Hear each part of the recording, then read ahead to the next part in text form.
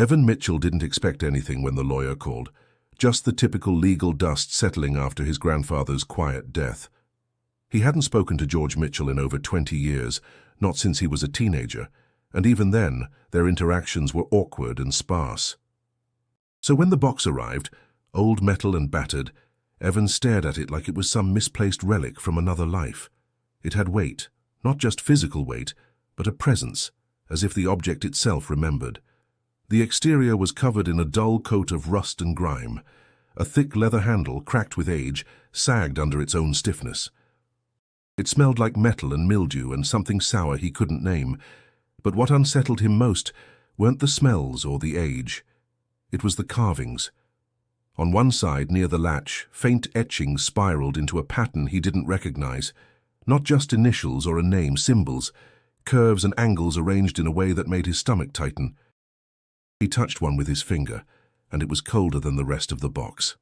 Inside his small garage, Evan placed the toolbox on the workbench, cleared the space around it, and turned off the music that usually played in the background.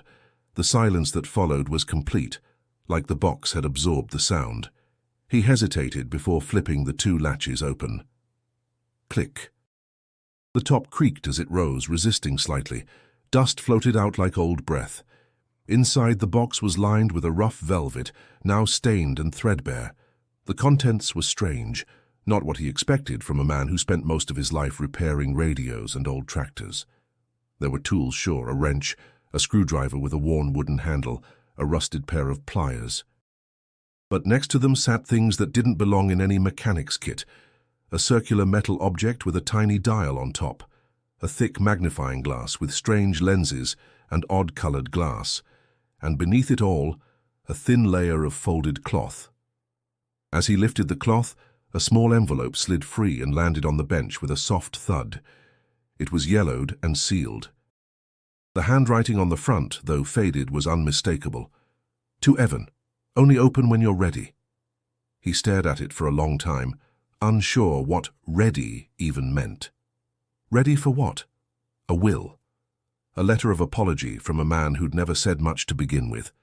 Or something else entirely. He didn't open it. Not yet. Instead, he reached for the circular object again, heavier than it looked. The dial clicked faintly when turned. There were no markings, no labels. He set it down and glanced at the carvings on the box again.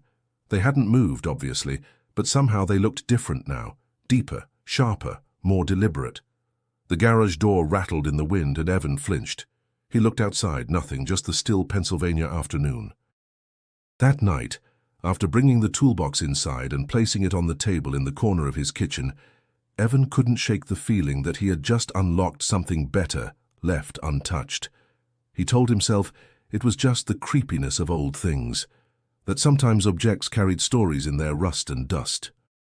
But as he lay in bed unable to sleep, the symbols on the box burned into his memory.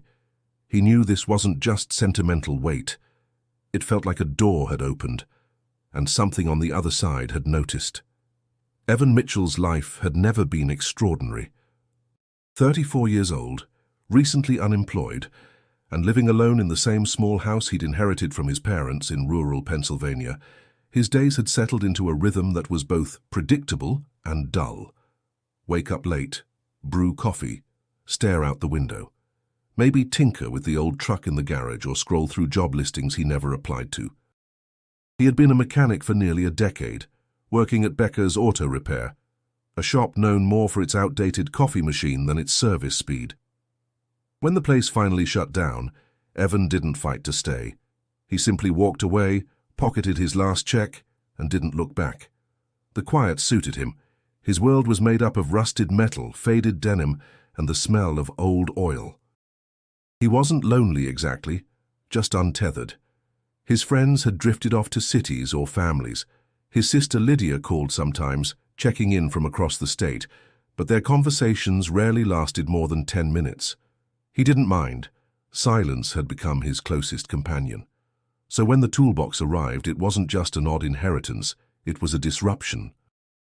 He remembered George Mitchell only vaguely. A tall man with a sharp jaw, strong hands, and eyes that didn't blink often enough. A man who had lived alone in a cluttered house filled with radios, clocks, and half-built machines. Evan's parents rarely spoke of him. Eccentric, his mother would say with a shrug. Unwell, his father muttered once under his breath, as if the word itself might summon something. George had served in World War II, though the details were murky. He came back with a limp and a locked mouth, never telling anyone what exactly he'd seen or done. After that, he'd kept to himself, building things that never worked quite right and avoiding neighbors. When Evan was a child, his father once drove him out to George's place, a sagging structure on a dead-end road. But George hadn't let them in. Instead, he gave Evan a small mechanical bird that flapped its wings when wound and said nothing else. It broke within days. Evan hadn't seen or heard from him since. The fact that George had left him anything at all was confusing. The fact that it was this strange, heavy box, and even more so, Evan couldn't help but wonder why it had come to him and not Lydia, who had always been more interested in family. She would have known what to do with it, probably. She might have even smiled at the carvings, but it had come to him.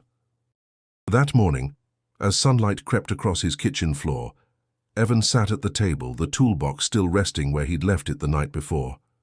He stared at it, sipping lukewarm coffee, trying to shake the heavy feeling that had settled into his chest since opening it. He still hadn't opened the envelope. The message, "Only open when you're ready," felt more like a challenge than a suggestion. What was he supposed to be ready for? A part of him wanted to shove the whole thing into the attic and forget it, go back to idle days and muted evenings, but the other part, the part that had touched the strange symbols and felt the unnatural chill, knew that the box wasn't going to let him. There was a hum under everything now. Not a sound, but a sense. As if the air had changed slightly. As if the world had bent a degree off its axis.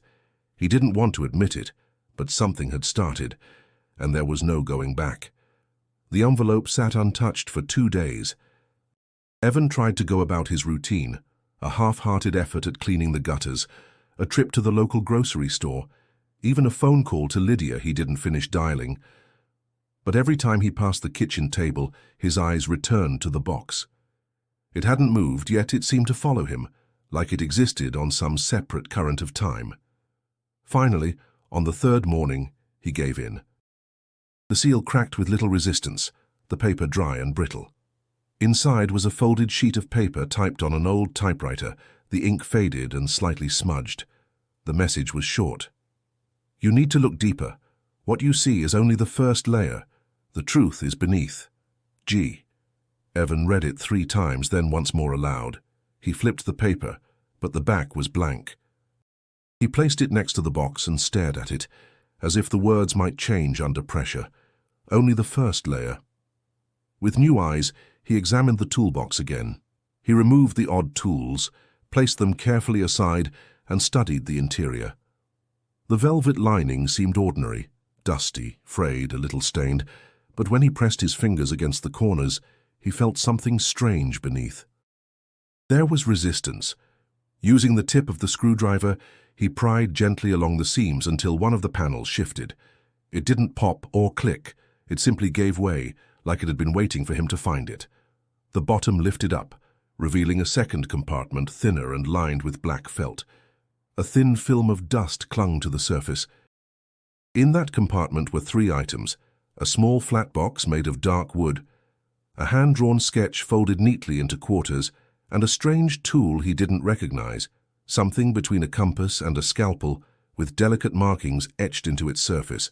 The wooden box was cool to the touch, secured with a clasp that opened easily. Inside, nestled in cotton, was a pocket watch. At least that's what it looked like. It wasn't ticking. The face had no numbers, only symbols, circles intersecting with triangles and lines that reminded him of astronomical charts. In the center, a tiny ruby-like stone glowed faintly when turned to the light. He closed it quickly, unsettled by how warm the stone had felt against his finger. The sketch was old, drawn in ink and pencil. It showed what looked like the inside of a machine, gears, coils, tubes, with annotations scribbled in tiny, cramped handwriting. Evan couldn't make out the words. Some were smudged, others weren't even in English. His heart pounded as he tried to piece it together. These weren't just schematics for some invention. They were blueprints for something far stranger, something that didn't belong in a mechanic's toolbox or a recluse's workshop. He placed the items back in the compartment, except for the tool he didn't recognize. He held it in his hand, turning it slowly, feeling its weight. It was perfectly balanced, surprisingly clean. The markings on its surface looked like measurements, but not in any system he recognized. As he stood up to return it, his hand brushed against the underside of the toolbox's lid. Something shifted again. Another panel, even thinner, creaked slightly open, and a folded piece of thick paper fell out. It was an envelope. This one had his name on it too, but it wasn't typed.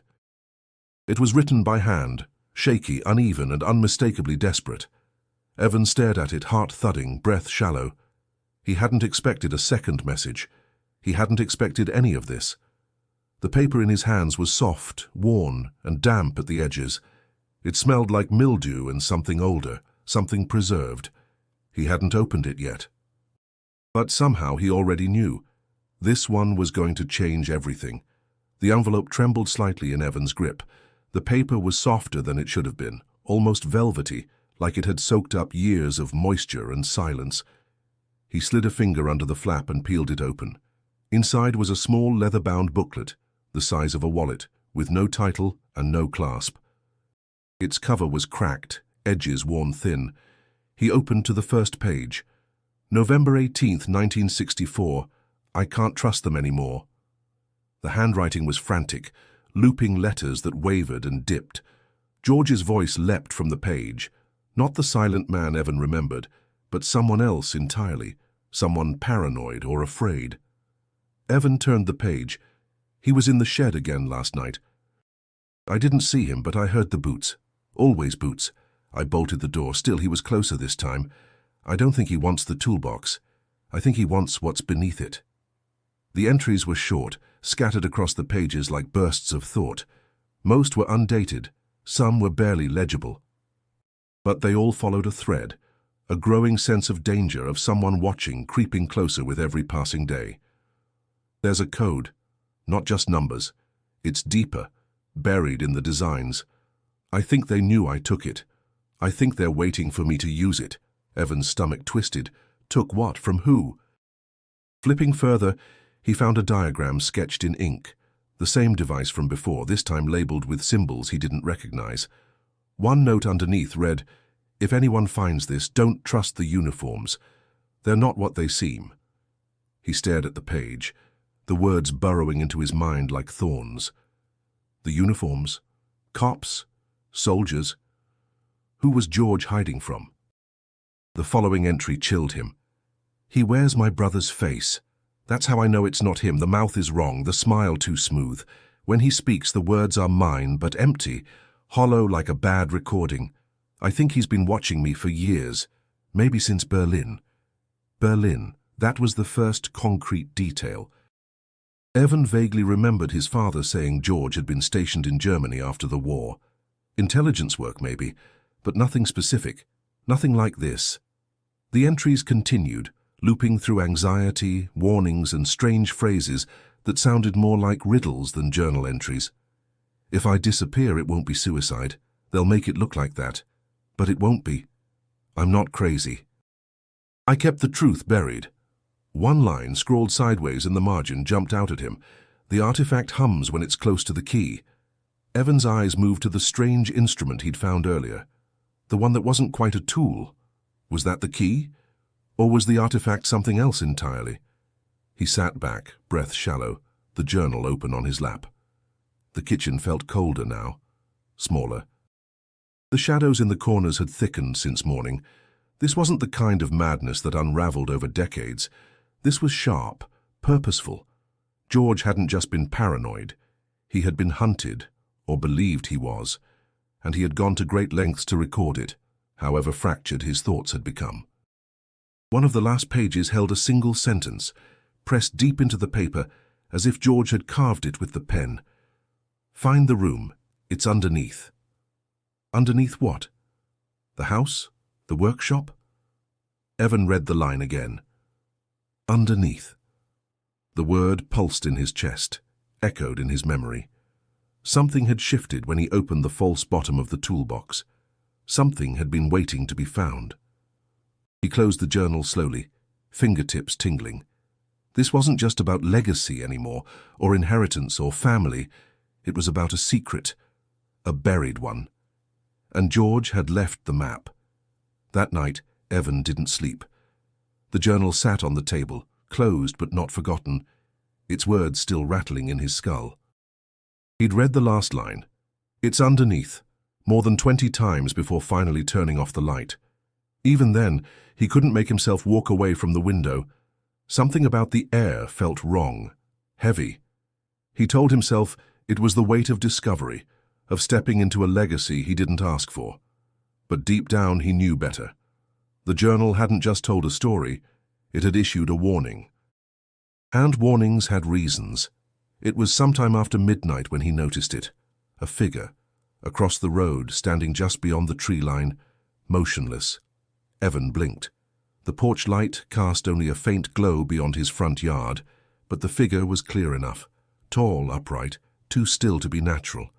He watched for a full minute. It didn't move, didn't shift its weight. Just stood there as if waiting for something. Then it was gone. No movement, no retreat.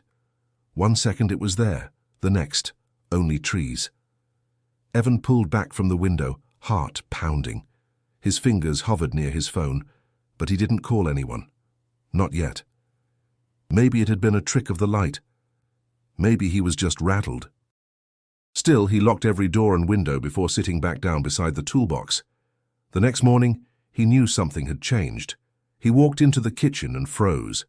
The toolbox, which he had left closed, was now slightly ajar, just enough to notice. The velvet lining had been disturbed, not much, just shifted like someone had lifted the tools and placed them back without care. He hadn't touched it. Evan stepped back instinctively, checking the locks again, retracing his steps from the night before.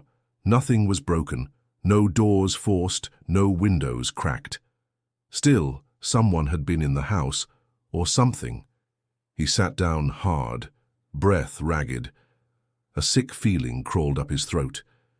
He couldn't explain it, couldn't prove it, but he felt it. An intrusion. Subtle, silent, but real. His instincts pulled him in 2 directions, throw everything in a fire or dig deeper. But before he could decide, a thought came to him, simple and sharp. Call Charlie. Charlie Lewis had been Evan's friend since high school, now a local police officer in a town that rarely needed one. If anyone would listen without jumping to conclusions, it was him. Evan picked up the phone and dialed. "Mitchell," Charlie answered, voice groggy. "It's Sunday." "I need to talk," Evan said. "It's about something my grandfather left me. And someone was outside my house last night. I think they were watching." There was silence on the other end. Then, "You want me to come by?" "Yes," Evan said. "Now." Charlie arrived an hour later in uniform but driving his own car. Evan showed him the box, the false bottom, the strange tool, the journal. Charlie listened without interruption, occasionally rubbing the back of his neck like he was holding back questions. When Evan mentioned the man in the woods, Charlie's eyes narrowed. "You sure you saw him?" "Yes." "And you're sure someone opened this?" Evan nodded. "I didn't touch it after I read the journal." Charlie leaned over the toolbox, squinting at the symbols on the side. "These, you know what they are?" "No idea." Charlie didn't say anything for a long moment. Then he looked up. "You still got George's workshop out back?" "Yeah." "Locked up, hasn't been touched in years." Charlie straightened. "Then that's where we go next." Evan hesitated. "What if there's more in there?" Charlie shrugged, but his tone was different now, tense. "Then we find it." Evan hadn't stepped inside the old workshop in over a decade. The structure sat behind the house, half swallowed by overgrowth and time. Vines crept up the wooden siding. The roof sagged in one corner. The padlock on the door was still intact, though rusted from years of rain and snow. George had always kept it locked. Even as a boy, Evan was told to stay away. He and Charlie approached it in silence. Evan's heart thudded as he slid the key into the lock. It resisted at first, then gave with a loud metallic snap. The door creaked open. The smell hit first, a mixture of dust, mold, and old oil. Then the darkness. Sunlight barely filtered through the grime-covered windows, revealing rows of dusty shelves, cluttered tables, and machines frozen mid-construction. It was a mechanical graveyard. Tools hung like forgotten bones. Wires curled from cracked panels. Yellowed blueprints drooped from the walls like tired curtains. Charlie whistled low. "Your grandfather really lived in another century." Evan nodded, stepping inside, careful not to knock anything over. His boots crunched against scattered screws and brittle paper. The workshop was exactly as George had left it, frozen in time, as if he'd planned to return. They searched for an hour, scanning the walls, opening drawers, checking under furniture. Most of it was ordinary, if strange. Radio parts, old meters, tubes and glass. But then Evan noticed something different. A corner of the floor was cleaner than the rest. A square panel about 3 feet wide had been swept recently, or more likely, never gathered as much dust. The lines were faint but deliberate. Evan knelt, brushing away the debris with his sleeve. "I think this is a hatch." Charlie stepped over, crouching beside him. "You got a crowbar? Hang on." Evan rummaged through a nearby drawer and returned with a heavy flathead tool. With effort, they pried at the edge until the panel groaned and shifted. A square of floor lifted, revealing a black void beneath.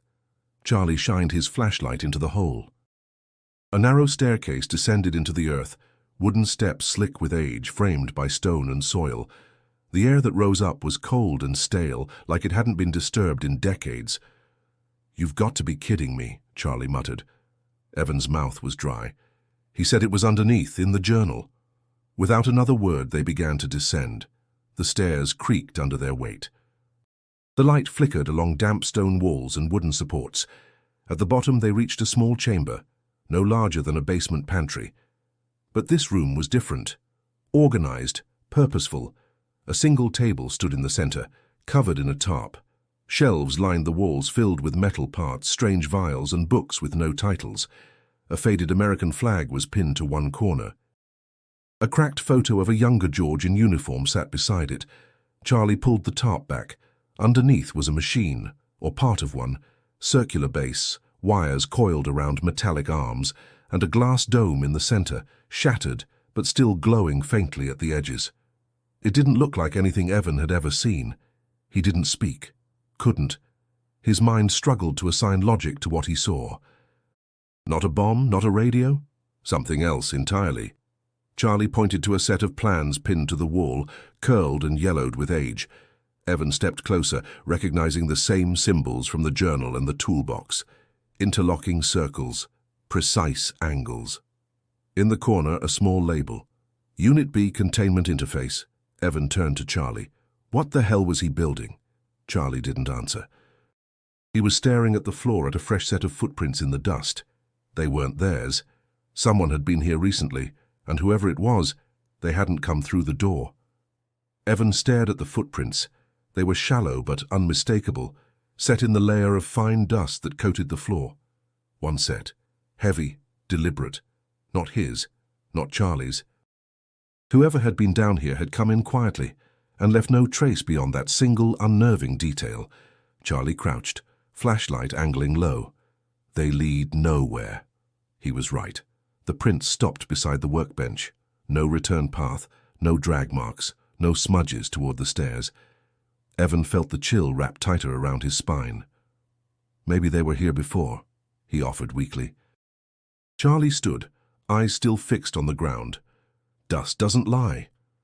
They scanned the room again, slower now, their attention drawn to corners and shadows.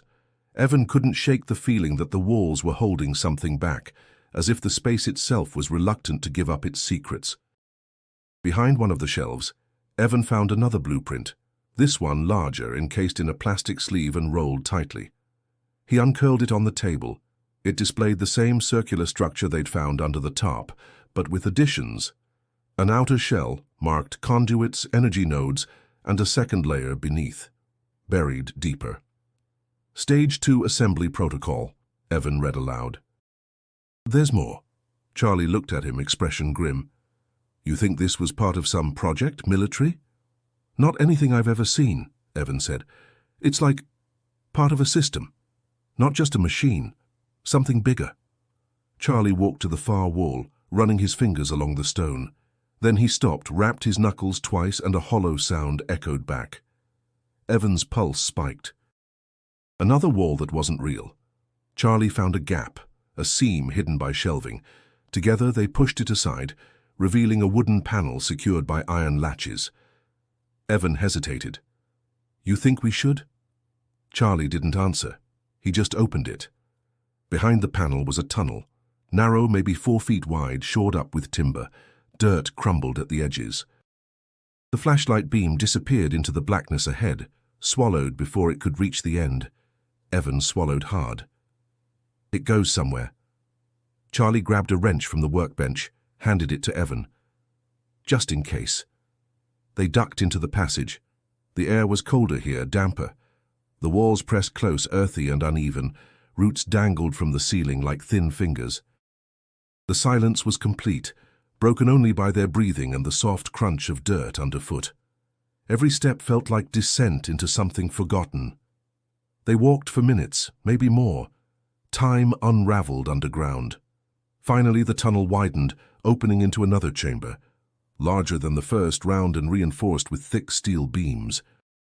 The air buzzed faintly, a low-frequency vibration they could feel more than hear. In the center was a platform, flat, metallic, and etched with symbols Evan recognized from the toolbox and the journal. The same triangular patterns, the same spirals.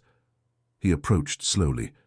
The center of the platform held a circular indentation, like a socket waiting for something.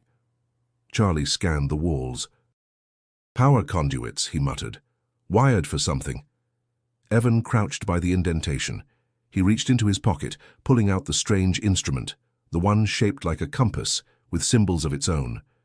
As he brought it closer, the vibration intensified. The tool began to glow. A dim blue light pulsed from its base, matching the rhythm of Evan's heartbeat. Charlie stepped back. What the hell is that thing? Evan didn't answer. He was too focused, too overwhelmed. The tool fit perfectly into the indentation. When he placed it there, the platform lit up, lines tracing outward like circuits, illuminating the room with a ghostly shimmer. Then everything stopped. No sound, no vibration, just stillness. Evan and Charlie exchanged a glance, silent, breathless. Whatever they had just activated, it wasn't over. It was only the beginning. The glow faded slowly, like a heartbeat losing strength. Evan pulled the tool from the platform, and the light vanished instantly, leaving behind only the echo of its presence. Charlie stepped forward, eyes darting to the now dark symbols. You saw that, right? Evan nodded. It reacted to the tool. Like it recognized it. Or activated something, Charlie added. But what? They searched the chamber thoroughly. Behind the platform, hidden in a recess near the wall, Charlie spotted a metal case, tarnished but intact. It was wedged behind 2 support beams, wrapped in thick canvas. He yanked it free and set it down carefully. Evan undid the straps and opened the lid. Inside there were 2 things, a rolled-up blueprint and several gold bars stacked tightly in rows. The bars were heavy, each one stamped with markings not from any U.S. mint. Cyrillic letters, a 5-pointed star. Charlie let out a slow whistle. These are Soviet. Evan stared at them, throat dry. Why would George have these? Charlie didn't answer. He was already unrolling the blueprint. The paper was thick, yellowed at the edges, but the design was precise. Diagrams of the platform, internal systems, and something labeled Conduit Array Alpha. There were handwritten notes in the margins, filled with dense equations and coded phrases. Evan scanned them, feeling a strange familiarity in the rhythm of the markings. Then he saw the sequence. A series of numbers repeated along the edges. 1907 24 1303. He froze. It was a code he'd seen before, on the inside of the toolbox lid, barely visible in the rust, etched so faintly that only now, under this context, did it register as intentional. He grabbed the blueprint and pointed. This code, but it's on the box. Charlie leaned in. So it's connected. Evan nodded slowly. But it's not a combination. It's a pattern. A substitution cipher, maybe. Charlie raised an eyebrow. You're good with that stuff? Used to be, Evan said. Puzzles. My dad and I would do cryptograms when I was a kid. He traced the numbers again, lips moving silently. If 1 was A, then 19 was S, 07 was G, 24 was X. SGXMC. It didn't spell anything. Not directly. Then Evan flipped the blueprint over. On the back, a block of text was printed in all caps. Most of it was gibberish. But near the bottom, a section read, Code access phase requires correct object placement. Combination symbols aligned to initial source will unlock interface. What interface? Charlie asked. Evan pointed to the diagram of the platform. I think it's under this. Or part of it. Charlie looked at him, concern tightening around his eyes. And you still don't think we should call someone? Feds, historians, I don't know. Someone? Evan stared at the blueprint. If they called the government, the police, the media, anyone, this wouldn't stay in their hands. It would disappear, buried again, controlled, twisted into something else. And yet he couldn't deny the danger. His grandfather had hidden this for a reason. Charlie picked up one of the bars, turning it over. These are enough to cause problems on their own. This blueprint, whatever this machine is, it's bigger than us. Evan looked back at the toolbox, at the tool still warm in his palm, at the symbols that now burned behind his eyelids. I know, he said. But I'm not ready to hand it over. Charlie didn't argue. He only nodded, then said, Then we need to figure out what that platform's hiding, before someone else does. The words settled heavy in the chamber, because Evan knew now they weren't the only ones searching, and whatever this machine was meant to do, it hadn't finished yet. The wind howled low that night, scraping across the house like fingernails on glass. Evan sat by the window again, the blueprint open on the table beside him, the strange tool resting in a patch of lamplight. He hadn't spoken since Charlie left. The silence wasn't peaceful. It was electric, pulsing with something he couldn't name. Then he saw the car, parked just beyond the edge of the property line, down by the old service road. Its lights were off, but Evan could see the outline. A dark sedan, unfamiliar, no movement, no engine hum, just presence. He waited 5 minutes. 10. It didn't leave. Evan grabbed the journal again, flipping back to George's warnings. He watches at a distance, always out of sight. But when you look long enough, you see the flicker. He stared at the car, and then it flickered. Not like a light, but like a mirage, just for a second, like the shape had bent around itself, edges warping as if reality rejected it. Evan staggered back, pulse thundering. He slammed the blinds shut and locked the door. The phone rang 30 minutes later. Unknown number. He answered without thinking. Hello? Static. Then a low voice, too smooth, too slow. Evan Mitchell. He froze. Who is this? More static. Then, you've opened what was sealed. The line went dead. He stood there for a long time, gripping the phone like it might explain itself. He didn't sleep that night, just waited. By morning, the car was gone, but its imprint remained in the gravel. A dark patch, as if the tires had melted slightly into the earth. He called Lydia. His sister answered on the second ring. Evan? I need to ask you something, he said. About Grandpa George. There was a pause. Okay. Did he ever mention being followed? Did he ever talk about things, strange things? Lydia exhaled slowly. I mean, yeah, sort of. He used to tell me these stories when I was a kid. About men who wore the wrong faces. About machines that could hear thoughts. I figured it was just the war, you know? PTSD. Evan closed his eyes. He wrote about them. In his journal. Silence again. Then Lydia whispered, You found it. Yes. Evan, Dad told me to never go near his workshop.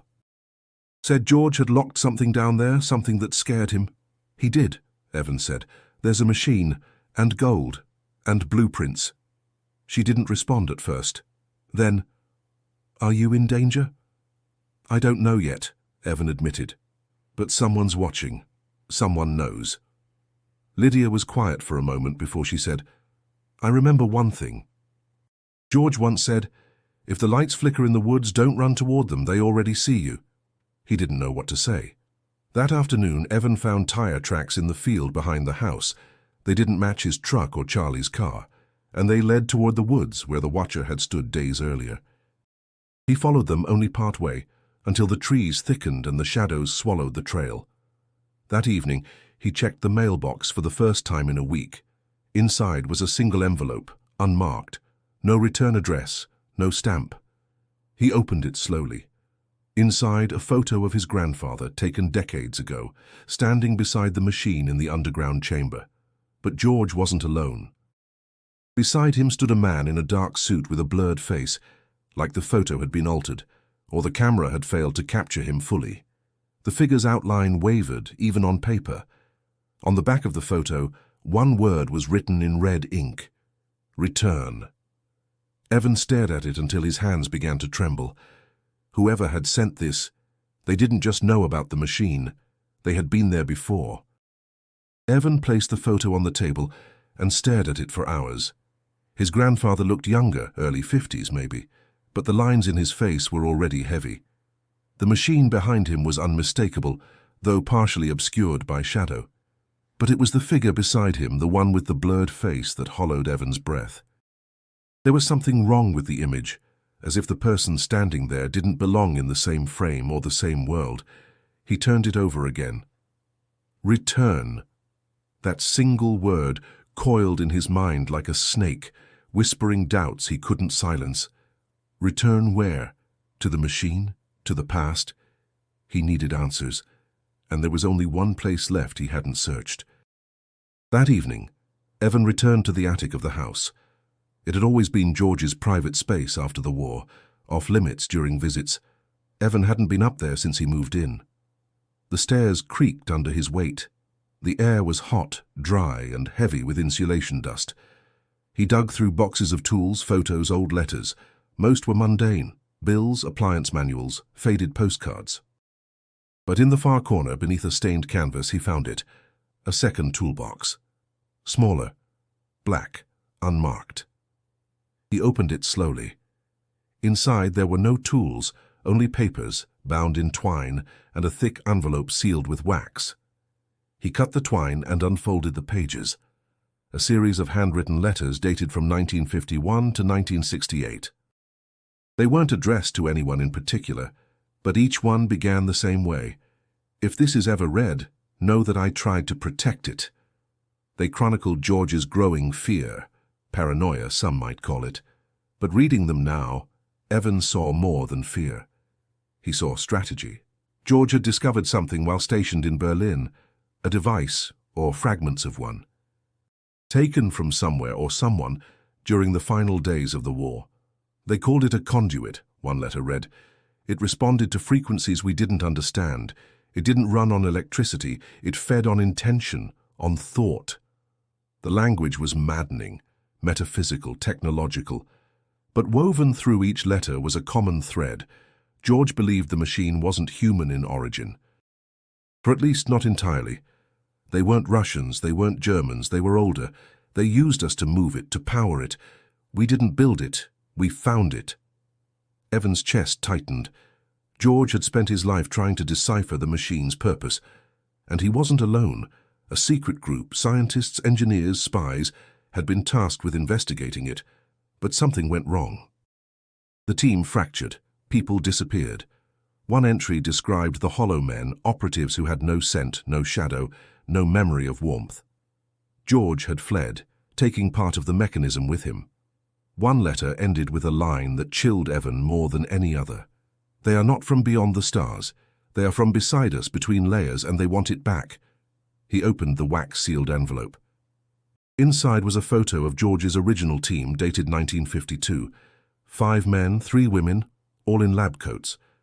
But once again, one face was blurred, deliberately. It wasn't a camera glitch this time. Someone had scratched the surface, defaced the image with precise obsessive strokes. Written in pen across the top margin, "He walks in the same skin, but he is not the same man." Evan felt the air shift. Not from outside, from within him. Something had changed. The past wasn't just speaking, it was bleeding into the present. George hadn't been delusional. He had seen too much, stolen something sacred, and then hidden it in plain sight. Now the machine was awakening, and those who once came for George were coming again. Charlie returned the next morning, earlier than expected. Evan opened the door to find him standing with 2 coffees in hand, trying to act normal. But something was off. His eyes didn't settle. He didn't ask how Evan was or make his usual sarcastic comments. He just walked in and sat at the table like a man waiting for a verdict. "I've been thinking," Charlie began, "about all of it. The machine, the codes, the footprints." Evan watched him closely. "And?" Charlie hesitated. "I think you should hand it over." Evan felt his spine tighten. "To who?" "To the right people," Charlie said, setting his cup down. "This isn't something we can handle. It's bigger than us, and it's not safe." Evan didn't respond immediately. He reached into his jacket and pulled out one of the gold bars, laying it on the table between them. Charlie didn't even flinch. "You've seen these before," Evan said. Charlie looked up, jaw tight. "I've seen the markings." Evan nodded slowly. "So you didn't just happen to show up the day I opened the box. You were watching." "I was protecting you. Is that what you call it?" Evan's voice sharpened. "You knew something was buried here. You've known for a while." Charlie exhaled, long and tired. "I didn't know the details.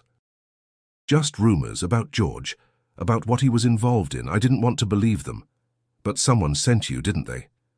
Charlie didn't answer. Instead, he reached into his coat and placed a small silver badge on the table. Not his usual police credentials, something else, federal. Evan leaned back. "So what is it, FBI, NSA?" "Not officially," Charlie said, "but close. There's a group that tracks anomalies, people who've seen things, built things, found things that don't fit." "And you're with them?" Charlie's voice lowered. "They're not all bad, Evan. They just don't want the wrong hands near this stuff." Evan stood. "You mean any hands but theirs?" Charlie stood too, more defensive now. "Listen to me. Whatever this machine is, it's not just dangerous. It's not supposed to be here." Evan narrowed his eyes. "Then why did George keep it? Why bury it if it was that important?" "Because he tried to protect it from people like me," Charlie said quietly. The words hung in the air like a blade. They stared at each other, the gold bar between them, the truth settling in. "You searched my house, didn't you?" Evan asked. Charlie didn't deny it. "You moved the toolbox." Still silence. "And the photo, the one with the blurred man, was that supposed to scare me?" Charlie shook his head. "That wasn't us." Evan believed him, but the trust had already cracked. The silence in the room wasn't just tension, it was fracture. And behind Charlie's concern there was fear. Not for Evan, but of what he might decide to do next. "You're not going to give it up, are you?" Charlie asked. "No." "Then they'll come." Evan nodded. "Let them." Charlie stepped toward the door. "You should leave before they do." Evan didn't flinch. "I'm staying." Charlie paused at the threshold, one hand on the frame. "Then be ready, because once they come, it won't just be for the machine." He left without another word. Evan stood alone watching the door, feeling the air shift again. It wasn't just a test of friendship, it was a warning, and the countdown had already begun. Evan slept with the toolbox in his bedroom that night. He propped a chair under the doorknob, kept the loaded revolver, his father's old .38, on the nightstand. Every creak of the house sounded louder. Every gust of wind felt like a breath against the window, but nothing happened. Not until the next night. He'd just drifted off, body finally surrendering to exhaustion, when a sharp crack echoed from the kitchen. Wood splintering. Evan bolted upright, heart racing. He grabbed the gun and crept down the hall barefoot, every step calculated. The air was still, too still. Faint breeze brushed his cheek. The back door hung open. No broken glass, no forced lock, just Open. He scanned the room. Nothing looked touched. No drawers pulled. No cabinets raided. But when he turned to the dining table, his blood ran cold. The toolbox. It was open. Wider than he'd left it. The velvet lining had been disturbed. The hidden compartments shifted. The journal was gone. And worse, so was the strange instrument. Evan stumbled back, adrenaline pulsing. He checked the windows, all locked. Nothing else missing, not even the gold bars. Just the journal, and the key. Whoever came, they knew exactly what to take. He called Lydia first. "You need to go to a hotel," she said immediately. "You're not safe there." "I can't leave it," Evan muttered. They didn't take the blueprint. They didn't touch the machine. They only took the things that couldn't be duplicated. "The ones that couldn't be replaced," Lydia added. He nodded, then realized she couldn't see him. "Yeah." After hanging up, he spent the rest of the night wiring makeshift alarms, tin cans on strings, bells near windows, noise traps in the hallway. It was crude, but it gave him a sliver of control. Then he waited. The next morning, the mail came early. Inside the box was another envelope. Same type, same ink. But this one was different. It held a photo of Evan asleep. In his bed, dated the night before. His heart hammered. Someone had been inside the room with him, standing over him, watching. The message scribbled below the image read, "You're still not listening." He burned the photo, then he made a decision. He went to the garage, opened the hatch, and climbed back down to the chamber.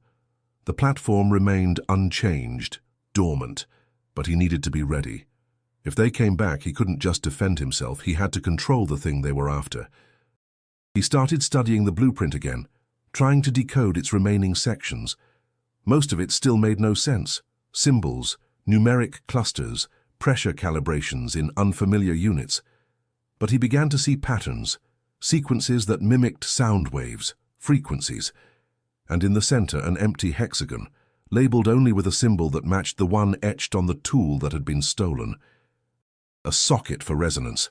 Whoever took the tool now had what they needed to activate the next stage, and Evan didn't know how long it would take them to return, so he prepared a trap, not with violence, but with knowledge. He removed 2 of the components from the lower chamber, carefully using gloves. He replaced them with decoys made from old parts. From a distance, they'd look identical. But they wouldn't function. If they came again and tried to finish what George started, they'd fail, unless they had the real parts, and only Evan knew where he buried them. That night, he sat in the dark, revolver on his lap, waiting again. And for the first time, he wasn't afraid. He was angry. They broke into his life. Now he was going to break into theirs. It was just past midnight when Evan heard the crunch of tires on gravel. He killed the lights and moved to the front window. A dark SUV rolled slowly up the drive, headlights off, engine low. It stopped near the porch, and 2 figures stepped out. Both wore black. One tall, broad, the other slim, with a limp. Evan recognized the second man before he saw the face. Charlie. He moved back from the window, gun in hand, breath steady. He didn't know who the other man was, but Charlie's presence confirmed one thing. This wasn't official. This was a private operation now, off book. And whatever orders Charlie had, they no longer included Evan's safety. A soft knock echoed through the door. "Evan," Charlie's voice called. Calm. Too calm. "We need to talk." Evan didn't move. "We know you made decoys," Charlie continued. "You're smart. You figured out more than we expected." Silence. "But the window's closing. We're not the only ones who want this. You think you can hide the pieces, but they'll come. They'll take it all. You have one shot to end this on your terms." Evan stepped toward the door, voice hard. "What about my grandfather?" Charlie hesitated. "He died scared, alone, hunted. That your idea of a clean operation?" He made his choice. "So have I," Evan said. Another silence. Then a new voice spoke, smooth, authoritative. The other man. "We're not here to negotiate." That was enough. Evan pulled the door open fast, weapon raised. Charlie's hands shot up. The man beside him didn't flinch. He was older, wearing a black coat and no badge. His eyes were ice. "I won't let you take it," Evan said, steady. Charlie stepped forward slowly. "You don't understand what's coming. The others, what they are, what they want. We're trying to stop that." "You mean control it?" The older man spoke now. "It was never yours. Your grandfather stole it, buried it, ignored every warning." "He protected it," Evan snapped. "From people like you."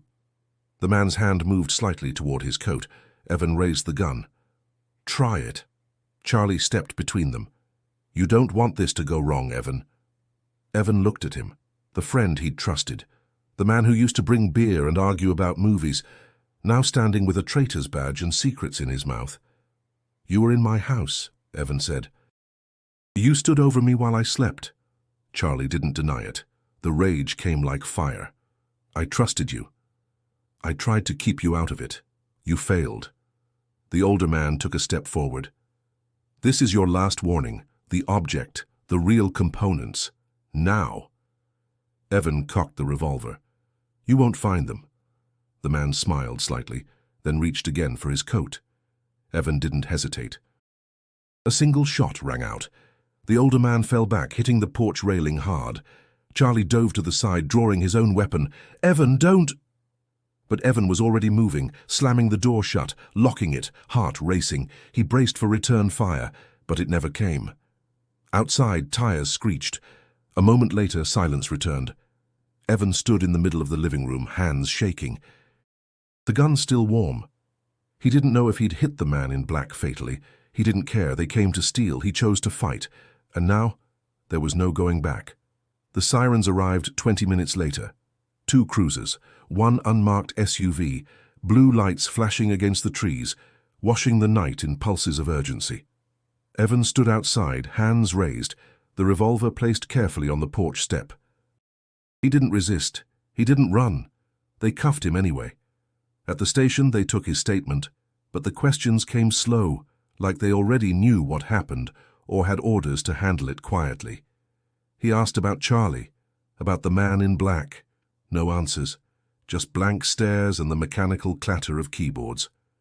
A detective finally entered the room near dawn, middle-aged, tired eyes. Tie askew. "You shot someone on your property, Mr. Mitchell," he said. He reached for a weapon. He had no weapon. Evan stared back. "Then where is he?" The detective hesitated. "Gone. No body, no blood. Just tire tracks." That didn't make sense. Evan had seen the man drop, heard the thud against the wood. But now, nothing. "He wasn't alone," Evan said. "The second man, Charlie Lewis." "Local officer, he—" "We're aware," the detective interrupted. "Officer Lewis hasn't reported in." Evan's breath caught. "He's missing. We're not ready to say that yet. They kept him for 6 hours, then released him without charges. Pending further investigation, they said. By the time he returned home, the machine chamber had been breached. The hatch was wide open, the ladder broken halfway down, and the main platform had been disturbed. Panels pulled off, wires exposed, schematics scattered. But the decoys were untouched. The real components remained hidden. Whoever came hadn't found them. Not yet. Evan repaired the ladder and descended into the darkness once more. The air felt different, tighter, as if the walls themselves remembered the confrontation above. He stood before the platform, touched the hollow where the instrument had once fit. It was colder now, lifeless. But he could still feel the hum, deep in the stone, in the blueprint's lines, in the faded handwriting that wrapped around every piece of this secret. His grandfather had been hunted. Now so was he, but unlike George, Evan didn't plan to run. He began cataloging everything, scanning documents, photographing every page, recording voice memos with notes and observations. He wasn't sure who he'd trust with it, but the knowledge couldn't die with him. By the third night, the dreams began. Metal grinding, voices whispering in tones not meant for language, and always, George, standing beside the machine, eyes burning with regret. "They'll come again," the dream George said, "because they never left." Evan woke drenched in sweat. The next morning he found a package on the porch, plain, brown paper, no markings. Inside, the journal, returned, and with it the stolen instrument. No note, no demand, just silence. He didn't know what it meant. A warning, a gesture, a threat wrapped in subtlety. He placed both items back into their places, but something had changed. The instrument no longer pulsed with energy. It was still, dormant, like the connection had been severed or paused. That afternoon, Evan drove 2 towns over to meet Lydia in person. She'd been waiting outside a library, arms crossed, worry etched deep into her features. When she saw him, she hugged him tighter than she had in years. He told her everything, the machine, the standoff, Charlie's betrayal, and the return of the items. When he finished, Lydia sat in silence for a long time. Then she said, "They know you're not going to give up." Evan nodded. "They're trying something else now." He looked at her. "What do you mean?" "They're not trying to steal it anymore," she said. "They're trying to recruit you." The words sank like stones in his chest, because she was right. The return wasn't a surrender, it was an invitation. Evan didn't answer the invitation. He didn't need to, his silence was enough. They didn't return, not in the way he expected. No more watchers, no more phone calls. Just absence. Like a curtain falling after the last act. But he knew better. They were still out there, waiting, watching, adjusting their strategy. The game had changed. Weeks passed. He reinforced the hatch, installed cameras, buried backups of every file in multiple locations. Lydia helped him encrypt the digital archives.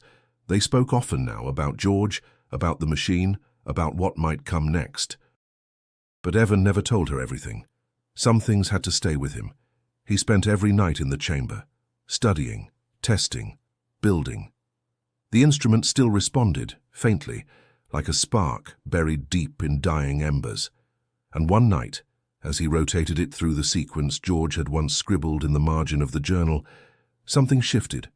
The platform lit up again, softly, without sound. Not like before. Not a pulse. A presence. Evan stepped back, breath caught in his chest. The air bent, just slightly, as if the walls had moved a fraction too far or not far enough. And then it stopped. The light faded. But something had opened. Not physically, inside him. He understood now what George had feared and what he had protected. The machine wasn't a weapon. It wasn't even a device in the traditional sense. It was a bridge. Not across distance, but perception. It allowed access. To what? Evan still wasn't sure. Another dimension, another form of consciousness. Maybe something buried deep in humanity's collective memory. But it was real, and it was awakening. He began constructing a smaller version, based on George's sketches and his own modifications. Portable. Contained. He didn't know if it would work, but he felt it was necessary not to fight, to survive, because someday someone would come again, and they wouldn't ask for the machine. They'd come for him. He never saw Charlie again. Whether he vanished or was silenced, Evan didn't know. Part of him still believed Charlie might resurface one day, at his door, older, changed, regretful. But if he did, Evan would be ready. One evening, as the sun dipped low behind the ridge, casting the house in long gold shadows, Lydia handed Evan a small wooden box. Inside was a letter from their father, written years ago, sealed, never delivered. It read, "If you ever find what he left behind, don't follow it. It will cost you too much. But if you can't help yourself, finish what he couldn't." Not for him, for all of us. Evan folded the letter and placed it beside the journal. He knew now, George hadn't just passed on an inheritance, he'd passed on a responsibility. And Evan had accepted it, not with words, but with action. He stood in the workshop that night, surrounded by the hum of ancient circuitry and forgotten symbols, hands steady, mind clear. He would finish it. He didn't know where the path would lead, or if he'd survive it, but he wasn't afraid anymore. He understood what George had always known. Some legacies aren't chosen, they're inherited, and once they are, they never let go. If you've come this far into the story, don't forget to hit that subscribe button to support more content like this. And if you want to keep going down this rabbit hole, click the next video on your screen now. It'll take you deeper than you ever imagined.